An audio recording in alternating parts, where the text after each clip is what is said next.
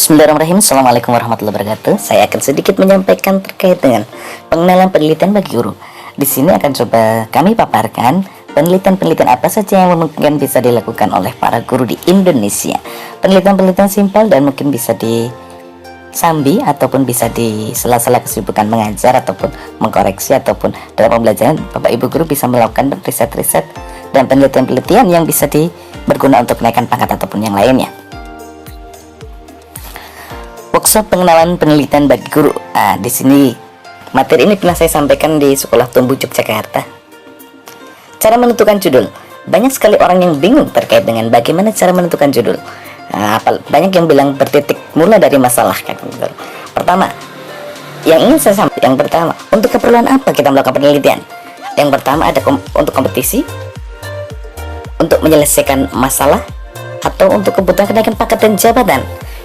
Yang pertama, ketika untuk kompetisi selalu update dengan kondisi. Misalnya kompetisi penelitian untuk Kementerian Keuangan, tentu saja kita harus melakukan tema-tema Kementerian Keuangan dan harus update dengan informasi terkait dengan permasalahan keuangan yang sekarang lagi booming itu apa. Yang kedua, harus ada data dukungan data yang kuat. Dukungan data yang kuat ini bisa memperkuat penelitian kita dan urgensi kenapa penelitian ini perlu dilakukan. Yang kedua, untuk kepentingan penyelesaian masalah, alasan permasalahan diselesaikan. Jadi bicara masalah penelitian, bicara misalnya permasalahan di kelas, masalahnya apa? Gitu. Misalnya anak kurang aktif dalam belajar atau prestasi belajar kurang meningkat atau kurang efektif. Jadi itu permasalahannya lah. Usaha apa yang pernah dilakukan? Usahanya kurang efektif. Kurang efektifnya di bagian mana? Itu yang kita tutupi dengan metode, strategi, model, suatu yang inovatif untuk memecahkan masalah tersebut. Review masalah sebelumnya yang pernah dilakukan ini penting bagi teman-teman para peneliti, para guru ketika mau menyampaikan ide gagasan yang ditawarkan untuk penelitian. Coba direview usaha-usaha apa yang pernah dilakukan atau penelitian-penelitian apa yang sudah pernah dilakukan dan kelemahan di usaha tersebut, penelitian itu apa, kita tutupi ya. Jadi semacam puzzle kita pasang, ada yang kosong kita tutupi di sana.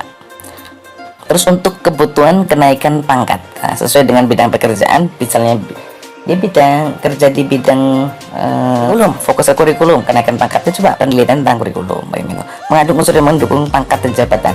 Sebagai contoh, guru yang berpindah atau tugas di dinas pendidikan atau sebagai pengawas sekolah, penelitian-penelitian yang dilakukan akan sangat efektif dan efisien ketika dia meneliti terkait dengan pembinaan guru, pengawasan guru, atau pembinaan terhadap kepala sekolah dan seperti tema-tema yang mengandung unsur atau dekat dengan pekerjaan yang dia jalani.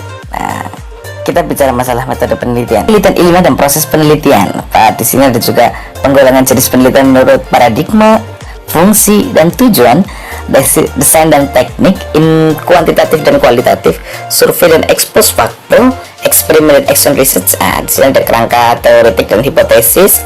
Pendalaman topik penelitian ada survei, eksperimen, action research, expose faktor, evaluasi program, pendalaman variabel dan hubungan antar variabel penelitian, populasi dan sampel, pengembangan instrumen penelitian, pendalaman teknik pengumpulan data, penggunaan statistika untuk analisis data, praktek penggunaan paket program statistika untuk analisis data.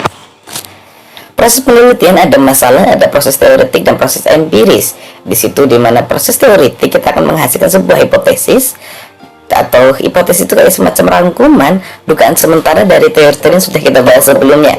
Sedangkan proses empiris atau proses pengambilan data, di mana data di lapangan berbeda dengan yang seharusnya atau ada keadaan di mana kondisi tidak sesuai dengan harapan. Dan berikutnya dari hipotesis dan data itu perlu diuji hipotesis sehingga bisa ditarik kesimpulan. Latar belakang, ini bicara masalah latar belakang. Apapun modelnya, isinya tetap alasan memilih judul. Bicara masalah pentingnya variabel, misalnya bicara masalah pembelajaran daring di era pandemi COVID-19. Yang pertama disampaikan apa pentingnya pembelajaran daring. Terus kenapa pembelajaran daring itu harus diterapkan di kondisi seperti ini? Bukan bicara masalah daringnya saja, tapi juga sebagai sarana edukasi masyarakat untuk melek dan mampu memanfaatkan informasi dan teknologi dalam kehidupan sehari-hari. Observasi dan wawancara, berdasarkan observasi dan wawancara di mana gitu, di sekolah mana diperoleh permasalahan ini dan ini, hal ini ditunjukkan dengan ini, hal ini dibuktikan dengan ini, hal ini didukung dengan ini. Jadi bahasa-bahasa seperti itu. Terus permasalahan yang sebenarnya dari siswa malas belajar adalah ini.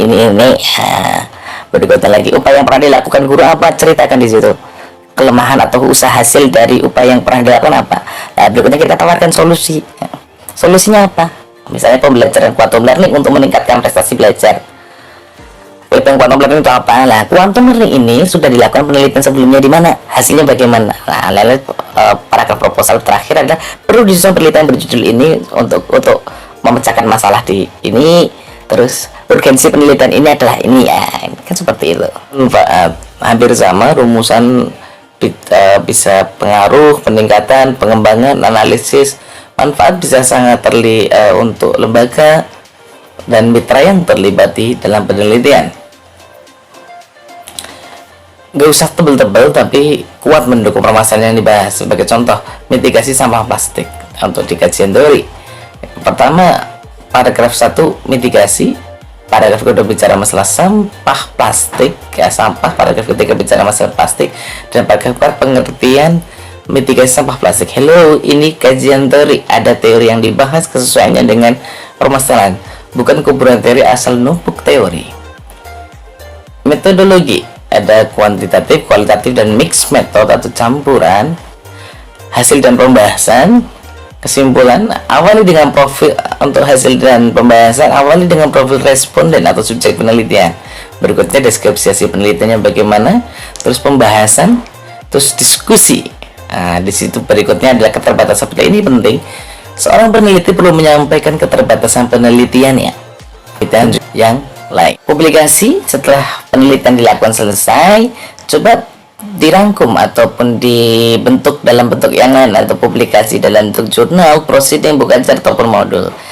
Perhatikan beberapa topik penelitian di bawah ini. Penelitian mana yang tepat menggunakan pendekatan kualitatif dan mana yang tepat menggunakan pendekatan kuantitatif. Yang pertama, perbandingan efektivitas obat A dengan obat B penanganan migrain.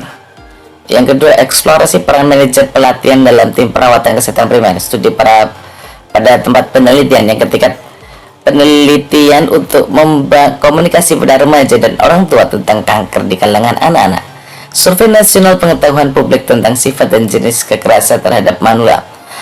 Ya, benar. Yang pertama, perbandingan efektivitas obat A dan obat B dalam penanganan migrain bisa dilakukan secara kuantitatif. Yang kedua, eksplorasi peran manajer dalam tim perawatan kesehatan primer, studi pada tempat pelatihan. Ini penelitian kualitatif. Yang ketiga, penelitian bentuk komunikasi pada remaja dan orang tua tentang kanker di kalangan anak. Ini bentuk kuantitatif. Dan yang keempat, survei nasional pengetahuan publik tentang sifat dan jenis kekerasan terhadap manusia. Ini kuantitatif. Ya, itu sedikit pengenalan penelitian. Jangan lupa subscribe dan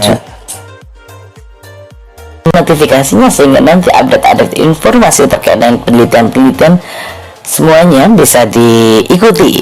Sekian dari saya. Assalamualaikum warahmatullahi wabarakatuh.